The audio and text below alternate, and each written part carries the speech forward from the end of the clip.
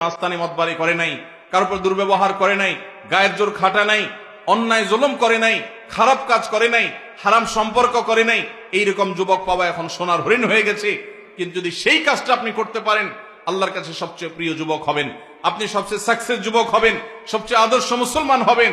সেই মুসলমানই স্পেন বিজয়ী তারেক বিন জিয়াদের মতো মুসলমান হবে, সেই মুসলমানই, সেই যুবকই ইনশাআল্লাহ মোহাম্মদ বিন কাসিমের মতো ভারতবর্ষ বিজয়ী যুবক হবে। সেই যুবকই মুসলমানদের সেই হারানো গৌরবকে পুনরায় উদ্ধার করতে পারবে। সেই যুবক নয় যে যুবক মাহফিলে পরে মাহফিল করে, ভলান্টিয়ার পরে ভলান্টিয়ারি করে, হুজুরের গায়ের আগেও থাকে পিছেও থাকে, হুজুরের সাথে ছবি বৈশাও নেয়, কাইথইয়াও নেয়। লাভ নাই, কোনো লাভ হবে না। আমল করেছেন, ওই দূর থেকে মাহফিলের কোণা থেকে কথা শুনে নিয়ত করে ফেলেছেন আমি এই খারাপ কাজ আর করবো না, এই যুবক সাকসেস। আর একেবারে স্টেজে আইসা বাতাস করছেন, কিন্তু যেই সেই এই যুবক সাকসেস নয়।